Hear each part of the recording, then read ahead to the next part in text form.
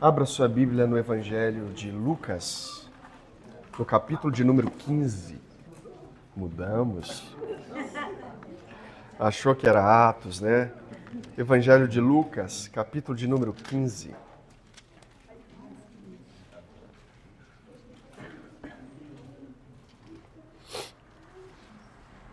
Nós vamos fazer a leitura dos 3 primeiros versículos. Depois você vai passar lá para o verso de número 11, amém? Do capítulo de número 15. Vamos começar aqui. Lucas, capítulo de número 15, verso de número 1. Faremos a leitura até o verso de número 3. Amém?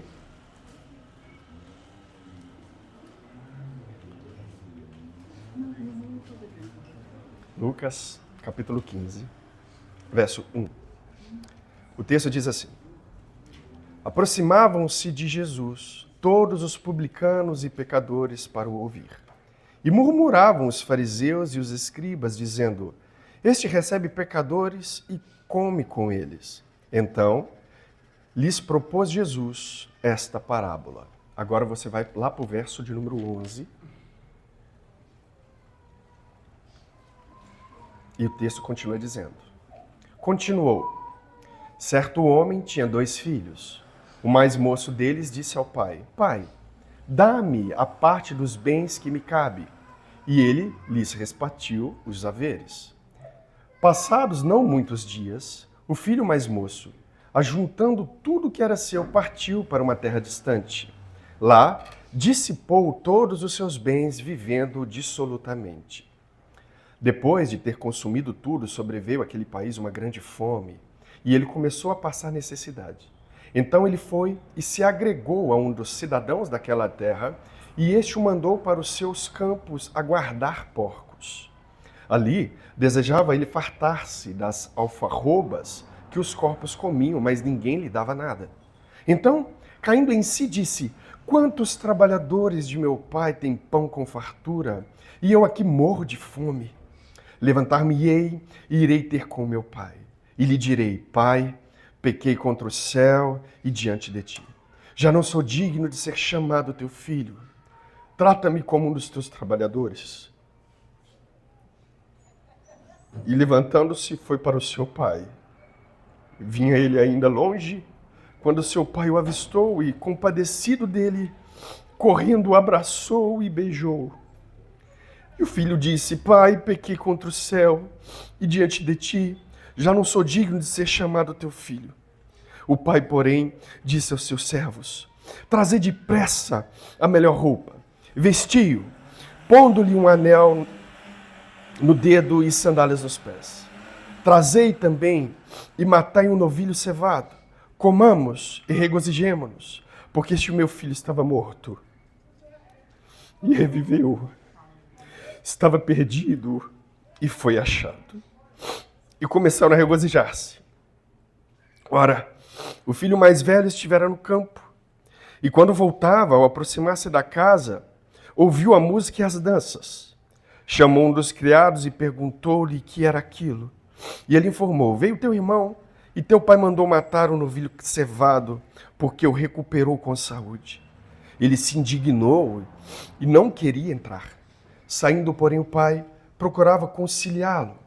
Mas ele respondeu a seu pai: Há tantos anos que te sirvo, sem jamais transgredir uma ordem tua, e nunca me destes um cabrito sequer para alegrar-me com os meus amigos.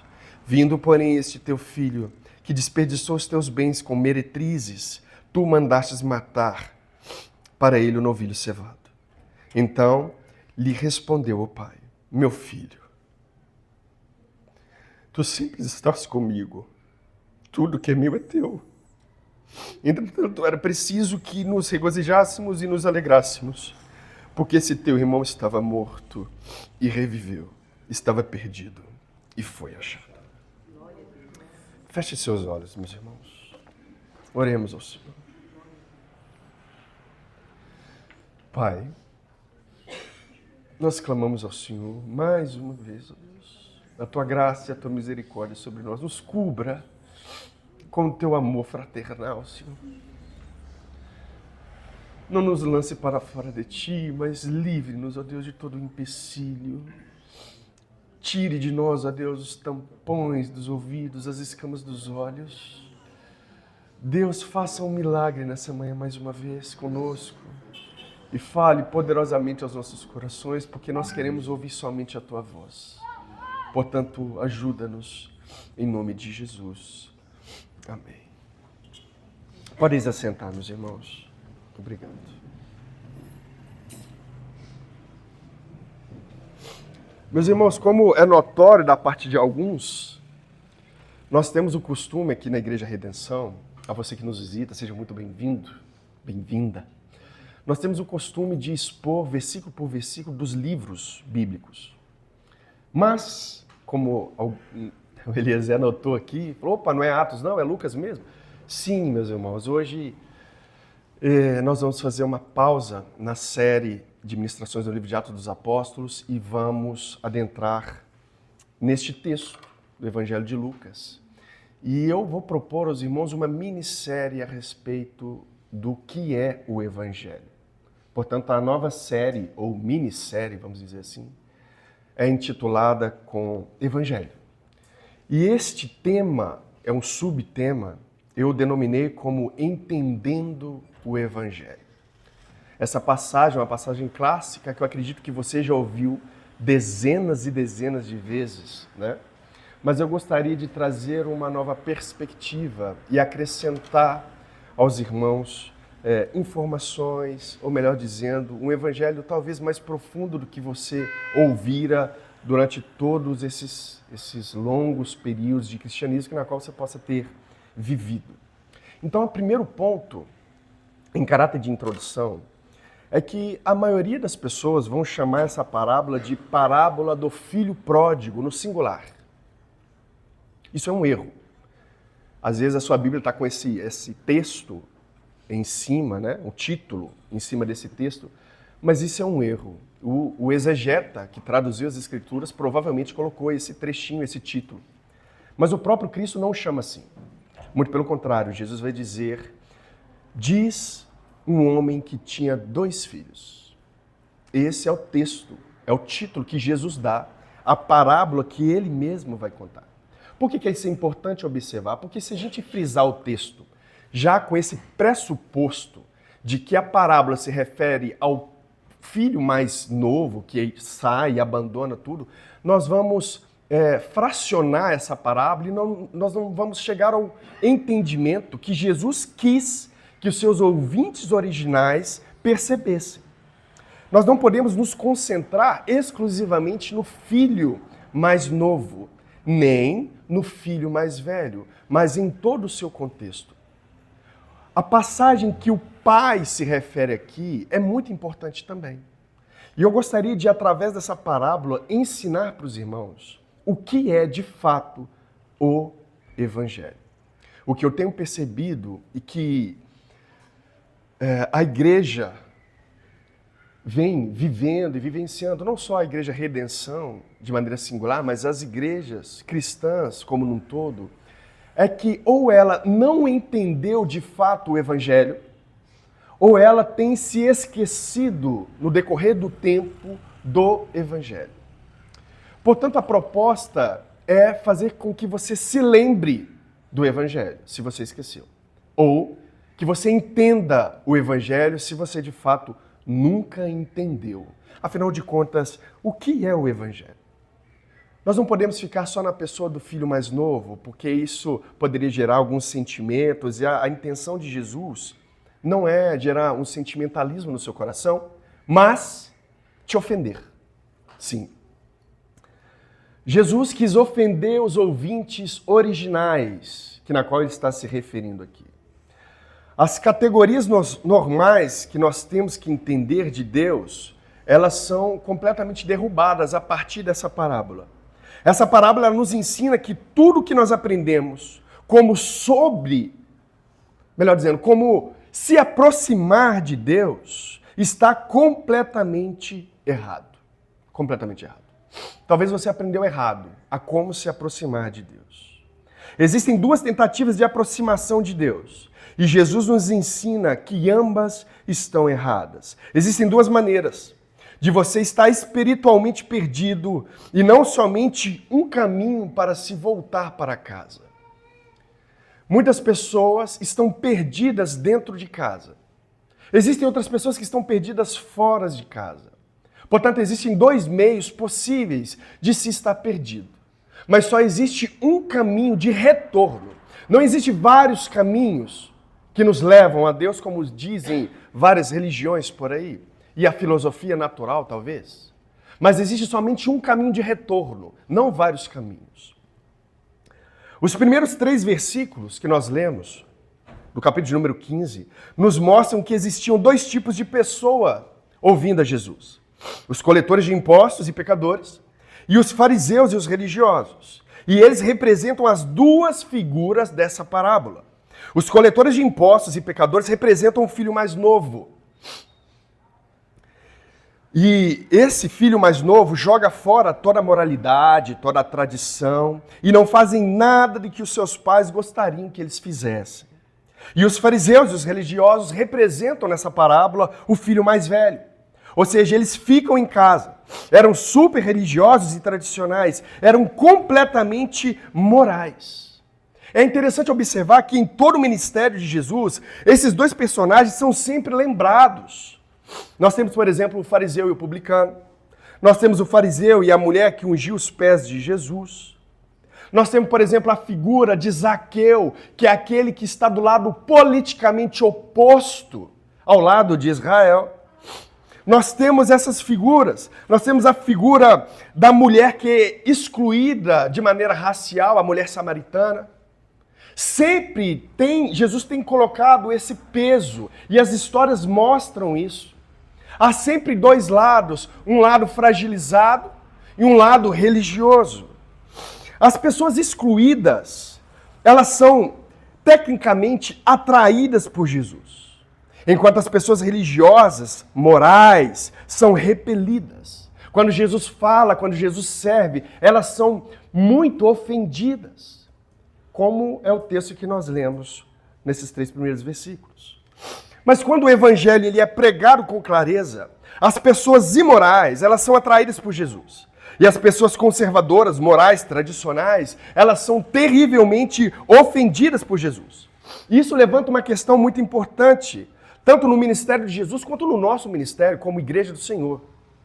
E não importa qual denominação você faça parte. Porque se a nossa pregação não tem atraído os imorais, como a pregação de Jesus atraía, há um problema na nossa pregação. Há um problema no nosso senso de ser igreja. Porque se nós estamos fazendo acepção de pessoas, se nós estamos olhando para as pessoas e falando, não, essa não merece o evangelho, não, essa que merece. Quando nós olhamos para os irmãos mais ricos e falamos e pensamos, não, se esse irmão que se converter, ele vai dar um dízimo ótimo para a igreja, então vou focar nele. Esse não é o evangelho de Jesus. Esse é o evangelho do irmão mais velho. Nós vamos notar bem essas 2 abordagens de Deus. O irmão mais velho tem a abordagem moralista, legalista. Eles acreditam que vão encontrar a Deus obedecendo tudo até a última vírgula de sua lei. Eles podem até falhar, mas se arrependem muito rápido e tentam nunca mais cometer o mesmo erro. Já o irmão mais novo, ele tem a abordagem relativista. A salvação para ele é ser verdadeiro e leal a si mesmo, é encontrar o que é bom para si mesmo e determinar o que é certo e errado. Ele é relativo. A verdade, na verdade, é aquilo que ele acredita, é aquilo que ele crê, é aquilo que ele sente. Não levando em consideração, assim, a moralidade da palavra de Deus, não levando em consideração a ética, não levando em consideração os costumes valiosos. Ele pode pensar, se Deus existe, Ele vai querer que eu seja fiel aos meus desejos, fiel aos meus sentimentos. Então existe um caminho moralista e um caminho relativista. As pessoas da nossa sociedade, elas são divididas dessa igual maneira. Perceba culturalmente isso. As pessoas acham que só existem 2 caminhos para se encontrar a Deus. Como, por exemplo, quando você chama um amigo imoral para vir para a igreja, seja ele estando cometendo qualquer tipo de pecado, Quando você o chama para ir à igreja, logo ele pensa, não, ele quer me levar para a igreja porque ele quer que eu seja um camarada moral. Ele quer que eu pare de beber, ele quer que eu pare de fumar. Normalmente é assim, ele quer que eu pare de me prostituir, pare de namorar com todo mundo, fazer sexo com todo mundo. É exatamente isso que o imoral percebe quando o moral chega para ele e fala, olha irmão, vamos para a igreja? Alguns até pensam, não, se eu for para a igreja, eu vou parar de ter prazer, porque não pode fazer nada. Eu não posso fazer nada, não posso sair, não posso ir para uma festa. Logo, não existe vida atraente dentro de uma igreja. Esse espectro vê essa possibilidade. Agora, você sabe por que eles veem isso? E é um erro, tá? É um erro. Mas você sabe por que eles cometem ou têm essa percepção da igreja? É porque eles acreditam que só existem dois caminhos para se chegar a Deus. E o grande problema da igreja é que a igreja ajudou a divulgar um falso evangelho. O evangelho que se ouve é o evangelho do irmão mais velho. Aqui na casa do Pai não tem espaço para imorais.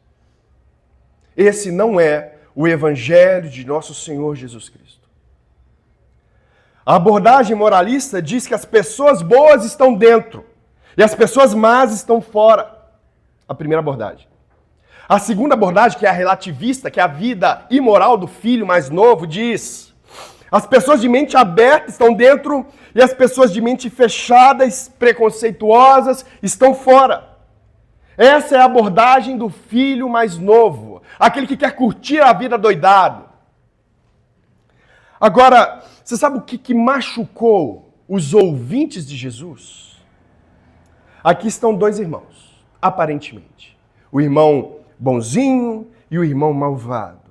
Só que Jesus diz que ambos estão terrivelmente perdidos.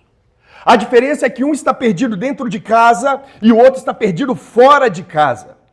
Ambos estão completamente alienados de seus pais. Ambos não querem entrar para a casa do pai. É o pai que tem que sair para ambos e trazê-los para dentro de casa. O filho bonzinho não está perdido, apesar do seu bom comportamento, mas por causa do seu bom comportamento. O filho bom, aquele que fica dentro de casa, está perdido e alienado do pai porque ele se acha bom demais, perfeito demais, obediente demais. Ele não entra na casa do pai porque ele diz, abre aspas, há tantos anos eu te sirvo e jamais transgredi uma ordem tua, e nunca me deste um cabrito sequer para alegrar-me com os meus amigos. Por mais incrível que pareça, os relativistas, eles têm mais facilidade de entender o evangelho e de entrar para a casa do pai. Muito mais facilidade. O que pode estar atrapalhando, meu irmão, minha irmã, o meu relacionamento com Deus, pode não ser o pecado que você pratica. Atenção para isso. Porque é isso que Jesus está mostrando. O que pode estar atrapalhando o seu relacionamento com Deus não é o pecado que você pratica, mas a boa obra que você produz. Sim, você pode fazer um ídolo de suas boas obras. Você acha que com o seu esforço você está se chegando cada vez mais diante de Deus. E essa é uma mentira. Você não pode se aproximar diante de Deus por causa de suas boas obras. Não pode. Este caminho do filho mais velho conduz igualmente à perdição. Trago a memória dos irmãos mais uma vez. O moralista pensa, os bons estão dentro e os maus estão fora. Essa é a abordagem do filho mais velho, aquele que fica dentro de casa. A abordagem do filho mais novo é a abordagem relativista. Os de mente aberta estão dentro, os de mente fechada estão fora. Mas você sabe o que o evangelho diz? O evangelho diz, os humildes estão dentro e os orgulhosos estão fora. No evangelho, os que pensam que são bons estão fora. E os que sabem que não são bons estão dentro. Então ambas as abordagens estão completamente erradas. Portanto, existem duas maneiras de se estar perdido. E Jesus propõe aqui uma compreensão mais profunda do que é pecado. Eu gostaria de fazer com que você refletisse nisso. Pecado não é só pecar contra a lei de Deus, não é só transgredir o mandamento, não é só errar o alvo, não. Mas há uma maneira mais profunda de compreender o que é o pecado. Pecado é tentar ser o seu próprio Salvador. Ambos os irmãos estão tentando salvar a sua vida, mas por vias diferentes. O irmão mais novo, ele vai dizer: Pai, dá-me a parte dos bens que me cabe. E ele lhe repartiu os haveres. Passando não muitos dias, o filho mais moço, ajuntando tudo que era seu, partiu para uma terra distante e lá dissipou todos os seus bens, vivendo dissolutamente. O filho mais novo chega com essa ideia de querer matar o pai. Não sei se você entende isso culturalmente. O filho mais novo quer que o pai morra para que ele administre as riquezas do pai, a bênção do pai. Isso era algo absurdo na época. Só que o pai, amorosamente, fala: não, tá bom, eu vou dividir aqui para não dar briga entre vocês e seu irmão mais novo. O irmão mais velho, ele tinha uma porcentagem maior, porque ele era o primogênito, o mais novo ficava com uma outra porcentagem, mas o pai divide ali. Só que não basta. O texto vai dizer que não passados muitos dias, o filho tem que sair de casa, porque ele percebe que mesmo o pai separando os bens, ele não pode tocar porque o pai está vivo. Os filhos só poderiam administrar de maneira fiel, tangível, a fortuna do pai, quando o pai de fato morresse. Mas estava lá a declaração, separando aqui as posses. Só que o filho não se contenta com isso, porque ele não tem como agir, gerenciar as posses do pai. Então ele fala: vou sair de casa, pai, pode me dar tudo que é meu aí, que aí eu administro mesmo o que é meu, e eu vou sair por aí. É isso que o filho mais novo faz. Ele quer a riqueza do pai e não quer o pai. O irmão mais velho também queria ter o controle da riqueza do pai, só que ele é muito ético. Ele é moral. Ele faz as coisas tudo perfeito, tudo certinho. Ele espera pacientemente, de igual maneira, a morte do pai. O texto vai dizer: o Senhor nunca me desse um cabrito sequer para alegrar-me com os meus amigos. O filho mais velho está questionando a gerência, a administração do próprio pai. Veja como eu tenho trabalhado para o Senhor, eu tenho obedecido fielmente a tua palavra, e você nunca me deu nada. Ou seja, você está gerenciando esse negócio de maneira errada, pai.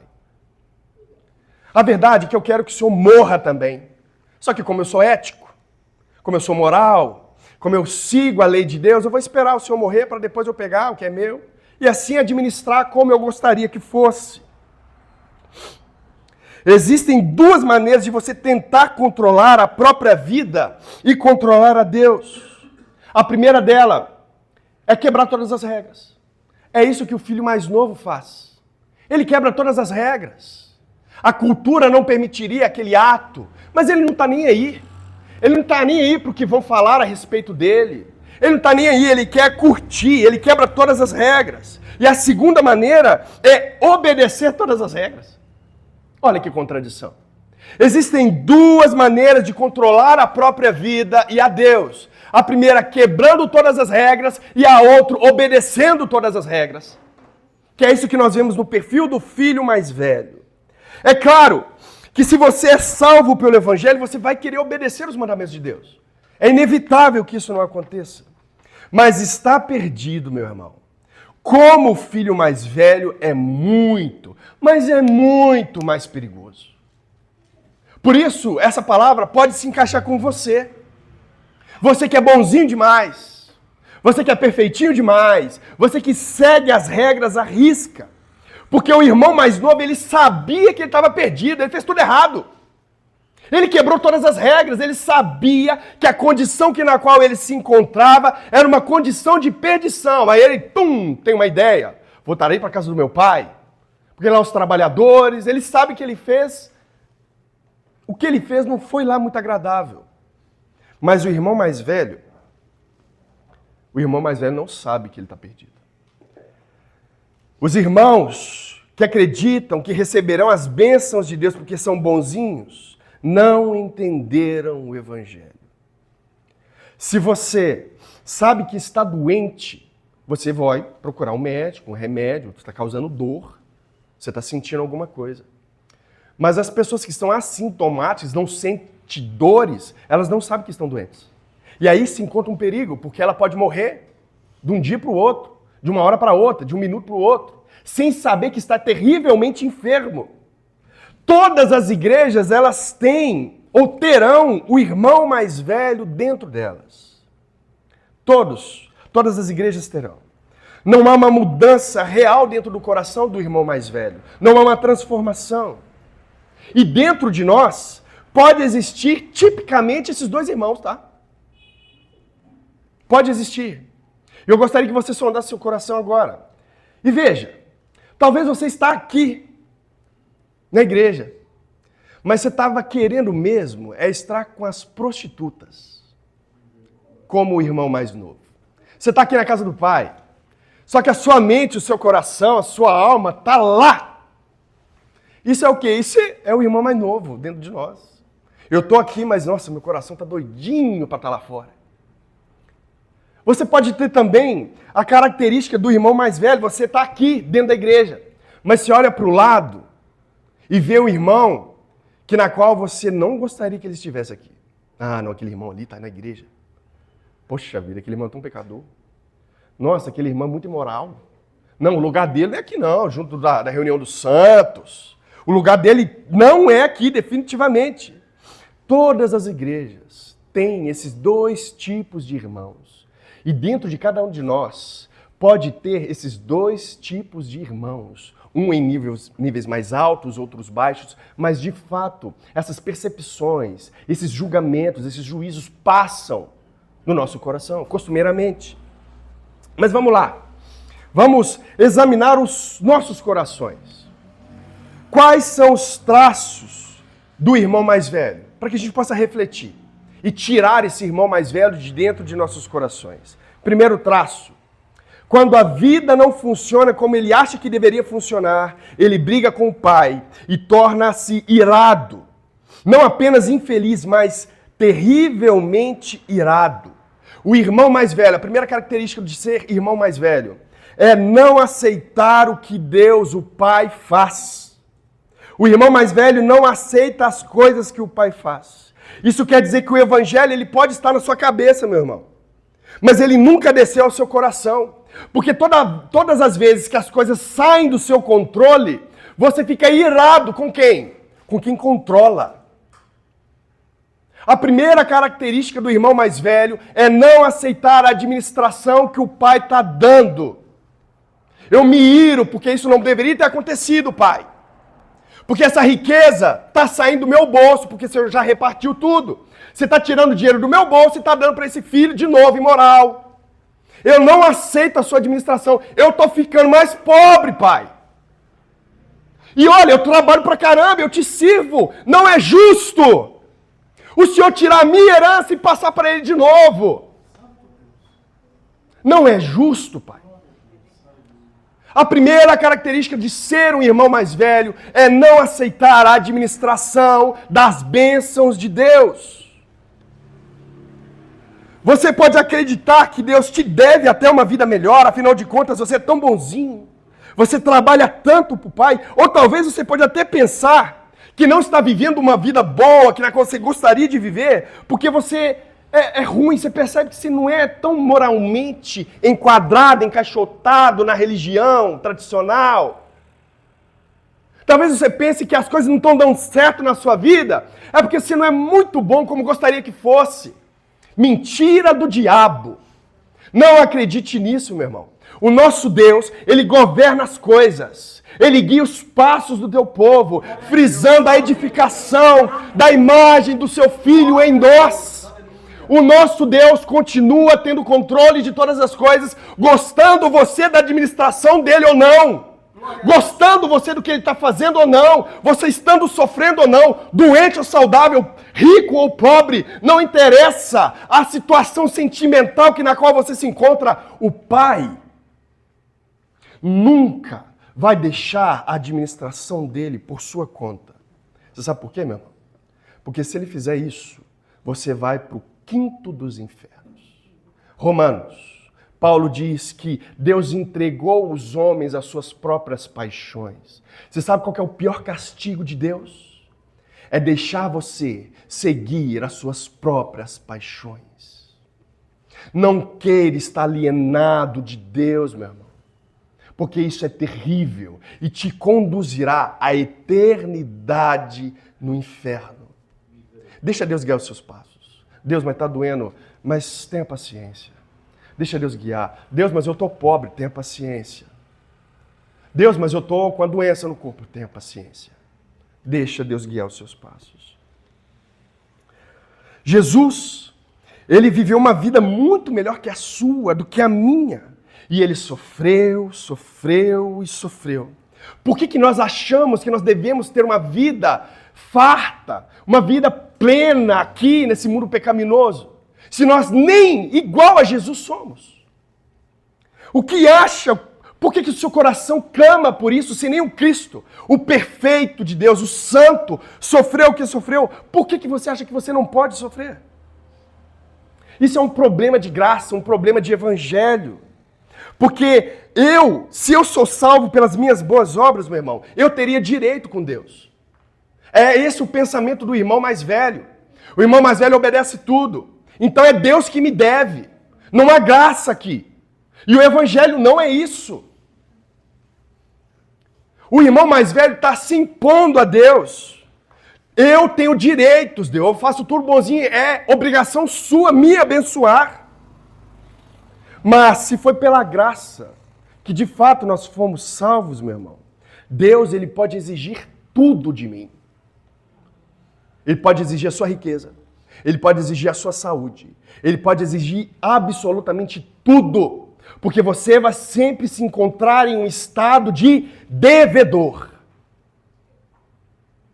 Se você é salvo pela graça, não por méritos, não por obras, você não tem o caráter de exigir nada de Deus. Mas Deus pode exigir absolutamente tudo de você. Absolutamente tudo. Viver uma vida correta, quando se tem medo do castigo, não é obedecer a Deus por amor. Se você serve a Deus, como esse filho mais velho, com medo, sempre, não é por amor que você serve a Deus. Se você vem na igreja porque você tem medo de ir para o inferno, você não entendeu o evangelho. Se você está buscando a Jesus Cristo para que Ele realize os seus desejos, como costumeiramente eu falo aqui. Se não me engano, quase todos os domingos eu falo isso aqui. Se você busca a Deus para que Ele sacie os seus desejos, você não entendeu o Evangelho. Não entendeu, definitivamente.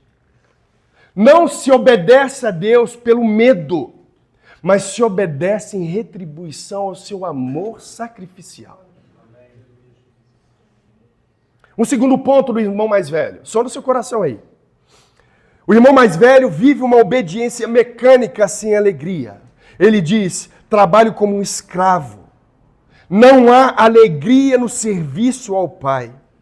Eu tenho um exemplo pessoal interessante, que quando eu tive a brilhante ideia de ser um empresário, de abrir uma fábrica, eu comecei a fazer vários tipos de serviço, porque, obviamente, você está começando agora, você tem que fazer um pouquinho de tudo, porque você não tem dinheiro para pagar mão de obra, você não tem venda, né, para capitalizar, para fazer essas coisas. Meu irmão, eu sei fazer tudo dentro de uma fábrica, mas eu não gosto de fazer tudo dentro de uma fábrica. Quando eu entrei e me encontrei nessa situação, eu comecei a fazer de tudo. Só que eu não gostava do que fazia, e quando a gente não gosta do que faz, a gente costuma fazer as coisas meia boca. Bem mequetrefezinho. Só que eu percebi que isso era um erro, isso era um pecado, então eu comecei a clamar a Deus para que Ele me desse amor por aquilo que eu estava fazendo. O irmão mais velho fazia as coisas sem amor. Mas eu, nessa experiência, eu falava, passava tacador lá, com 500 pares de tênis, antes das 7 horas, eu acordava muito cedo para fazer isso. E eu odiava fazer isso. E eu comecei a pedir ao Senhor que me desse amor para aquilo que eu estava fazendo. Comecei a fazer para a glória dele, cantava, escutava uma pregação, fazia as coisas. Com o passar do tempo, eu comecei a gostar do que eu estava fazendo. Limpava a sola, passava cola, apontava a sola, dava acabamento no tênis, enfim, fazia completamente de tudo. Eu sei fazer de tudo dentro de uma fábrica. E comecei a fazer tudo para a honra e glória do Senhor, com alegria no coração. Esse filho mais velho fazia as coisas sem alegria. O irmão mais velho, ele obedece a Deus para conseguir as coisas. Mas um cristão verdadeiro, ele obedece a Deus para conseguir Deus. Não as coisas que ele pode dar. Para se parecer com ele. Há uma admiração profunda que não pelas coisas de Deus, mas pelo próprio ser de Deus. A marca de uma obediência sem alegria é uma vida de oração mecânica, que é isso que o filho mais velho faz. Ele fala qualquer coisa com o pai, não está nem aí. É mecânico. É sem alegria. Você pede as coisas. E geralmente quando essas coisas não vêm, você se frustra. E você fala, eu não vou conversar mais com o pai, porque quando eu peço o pai não me dá. O pai está errado, a administração do pai está errada, nada que eu peço, ele me dá. Por quê? Ele não existe? Não é, meu irmão. É porque nós não estamos servindo a Deus, melhor dizendo, corretamente. A marca de um pecador salvo pela graça é a adoração, é o louvor. Você ora por causa de quem ele é. Elizabeth Elliot, ela conta uma parábola com essas figuras bíblicas. Não está na Bíblia, tá? Mas é uma parábola interessantíssima. Ela conta a parábola dizendo assim, ó, abre aspas. Jesus reúne seus discípulos, certa feita, chega para os seus discípulos e fala, agora vocês vão pegar uma pedra para mim. Aí você tem a figura do Pedro é esperto. Pedro é pedrão, né, cara? Ele começa a olhar no deserto, um monte de pedra, grande, pequena, média. Ele fala, pedra? Você é bobo, senhor. Pegou um pedregulho assim, pequenininho. Aí eles começaram a caminhar, todos os discípulos pegaram um determinado tipo de pedra. Aí eles, agora vocês vão se assentar. Aí todo mundo se assentou. Aí ele disse, agora pegue a pedra. Aí eles pegaram a pedra assim. Aí Jesus fez assim, ó, transformou em pão. Na hora do almoço. Todo mundo morrendo de fome. Aí a galera ficou, poxa vida, mas eu peguei uma pedrinha desse tamanho, é só isso aqui mesmo que eu vou ter que comer? É só isso aí. Eu pedi para vocês pegarem uma pedra para mim. E vocês pegaram uma pedrinha. Agora a gente vai almoçar. O almoço durou 20 segundos. Comeu pão. Jesus esperou todo mundo comer, se alimentar. Aí Jesus disse, agora vamos nos levantar, vamos caminhar. Eles começaram a caminhar e Jesus fala assim, agora eu quero que vocês peguem outra pedra para mim. Aí o Pedrão, agora, né, Jesus? Transformou pedra em pão. Eu peguei só uma migalhinha, porque, afinal de contas, pode ser pesada essa pedra. Aí Pedrão pegou uma toreba de pedra desse tamanho. Falei, tô com fome, não almocei direito, pelo menos a janta, né, tá garantida. Pegou e começou, falou, agora vocês vão me seguir. Todo mundo pegou uma pedra, maior agora, né, porque obviamente Jesus se transformou em pão. Eles começaram a caminhar. Pedrão estava com muita fome, sabe? A noite está chegando, ele está terrivelmente com fome, mas valeria a pena, porque afinal de contas ele pegou um pedrão agora. Aí Jesus chega na beira de um lago e fala, agora jogue a pedra no mar. Aí eu gostaria de dar um adendozinho aqui, porque a Elizabeth Elliot não dá. Talvez os discípulos pensaram que poderia se transformar num peixe, porque não, está jogando dentro da água. E o meu peixe seria, peixão, bicho. Aí eles jogam uma pedra na água, aí Jesus diz, agora sim, vamos. Aí eles começaram a caminhar, e os discípulos começaram a olhar um para o outro assim, e falaram, ué, Jesus, e a pedra? Aí Jesus volta para eles e diz, vocês não entenderam, né? Eu pedi para vocês pegarem e carregarem uma pedra para mim.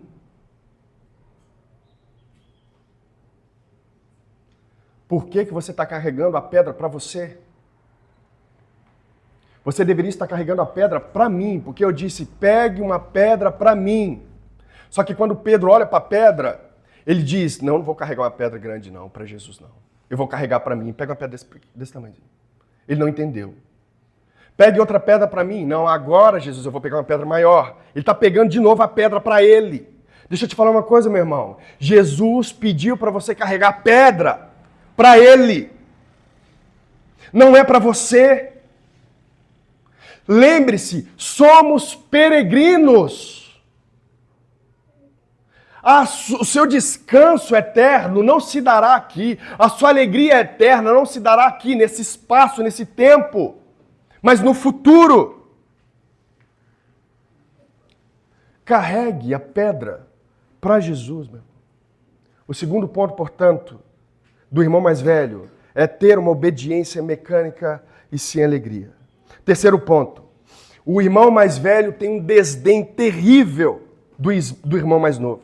Os irmãos mais velhos são péssimos evangelistas. Se você crê que é um salvo pela graça, você tem que ser um bom evangelista, meu irmão. Você tem que ser um bom evangelista.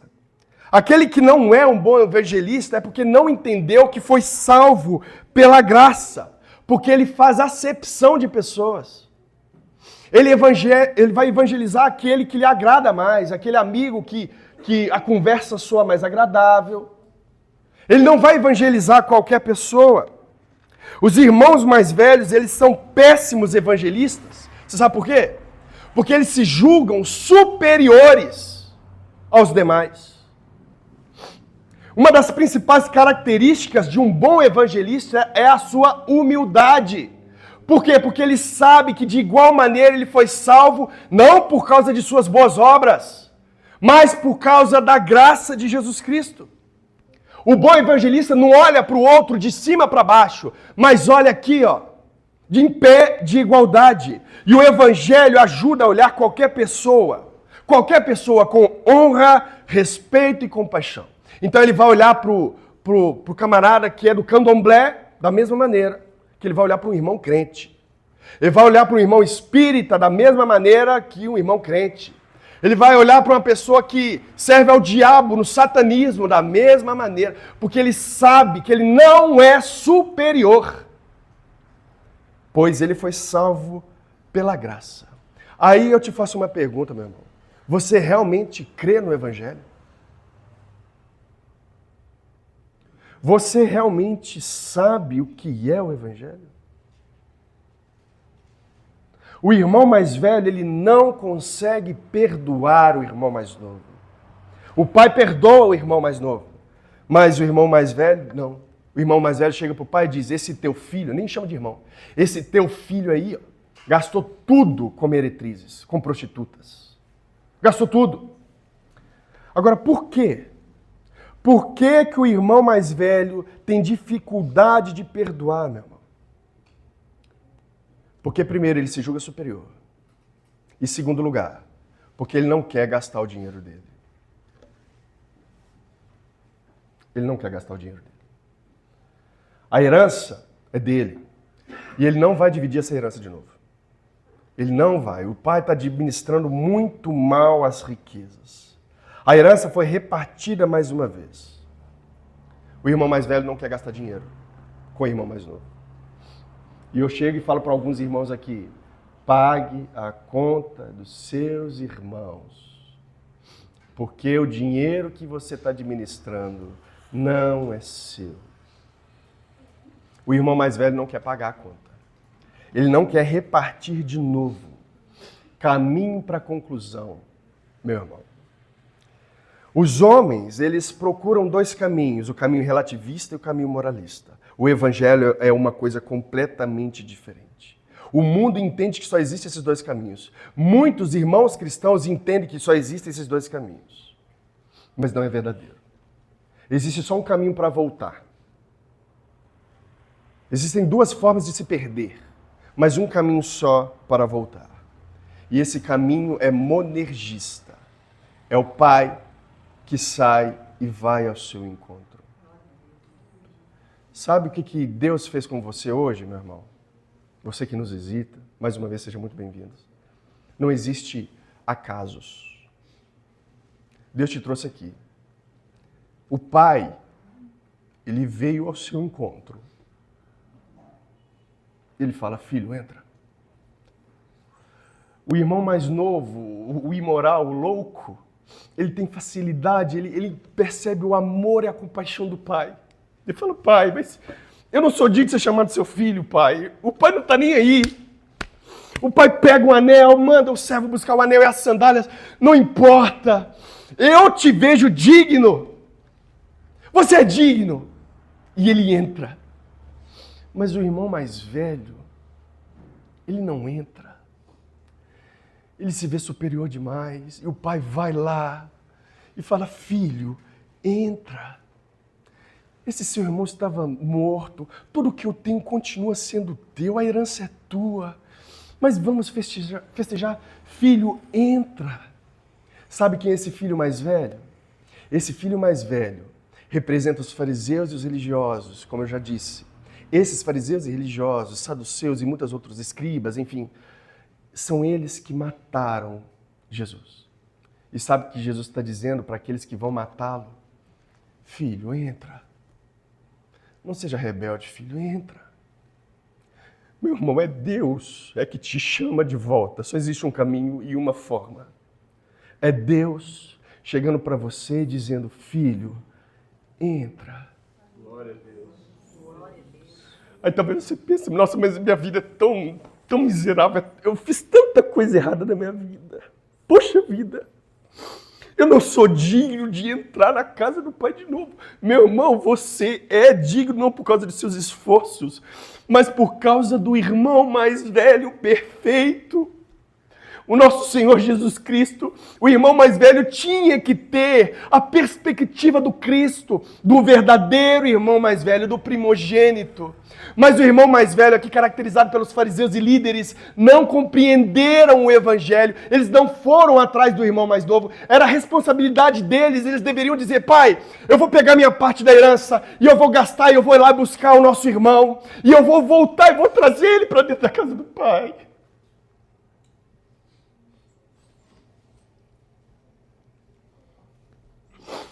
Meu irmão, gaste o seu dinheiro buscando o seu irmão mais novo, meu irmão.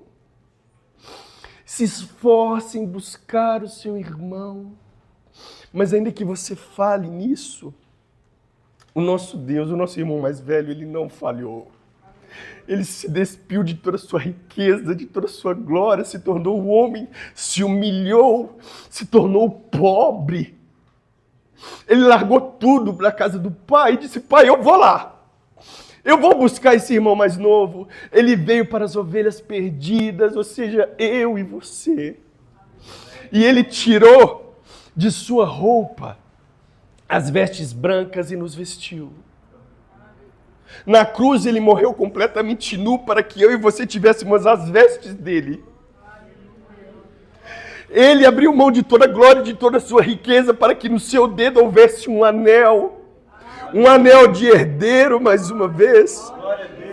Ele se despiu e tirou as sandálias de seus pés e caminhou um caminho espinhoso de dor para que você tivesse os pés calçados com essas sandálias, as sandálias do filho mais velho. Evangelho, meu irmão, é o filho mais velho indo atrás do irmão mais novo. Evangelho é o pai chegando para o filho mais novo e disse, filho, entra. Não importa o que você fez. E chegando para o filho mais velho e dizendo, filho mais velho, não olhe para o seu irmão assim. Entra, celebre com alegria, porque esse estava morto, mas hoje está vivo. Amém? Fique de pé.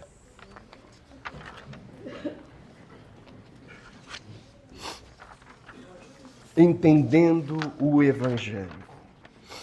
Isso é o Evangelho, meu irmão. Nada mais, nada menos do que isso. O nosso Senhor é aquele que veio ao nosso encontro. Oremos ao Senhor.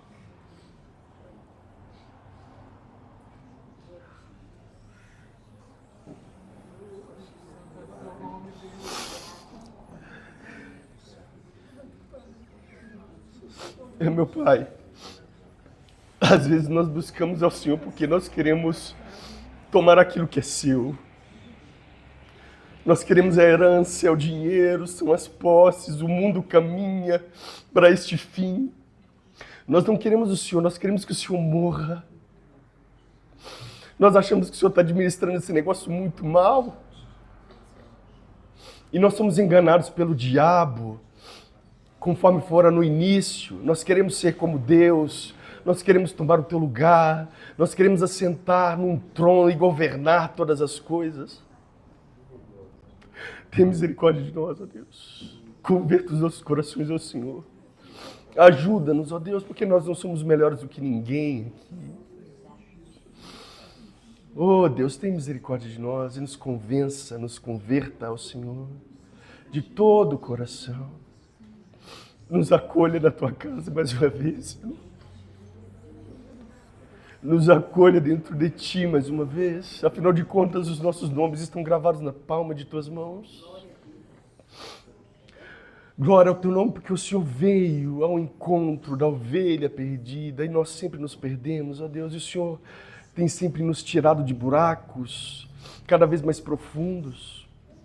O Senhor tem nos ajudado a trilhar um caminho mais reto, porque nós buscamos, ó Deus, caminhos tortuosos. Tenha misericórdia de nós, ó Deus, e nos ajude, em nome de Jesus. Amém. Meus irmãos, breves avisos. No dia 3/7 agora, vai acontecer mais uma vigília na igreja, que terá o seu início às 10 horas da noite, como de costume nós fazemos na primeira sexta-feira do mês. E no dia 4/7, no sábado, haverá um encontro das Tulipas, né, que é o grupo de mulheres, às 18 horas aqui na igreja. Então, você que nos visita, mulher, você está convidado a fazer parte e a estar ingressando nesse ministério também. Amém? Levante suas mãos, oremos encerrando. Que a graça de nosso Senhor Jesus Cristo e a comunhão de Deus, o nosso Pai, e as doces consolações do Espírito sejam com cada um de nós, em nome de Jesus. Amém.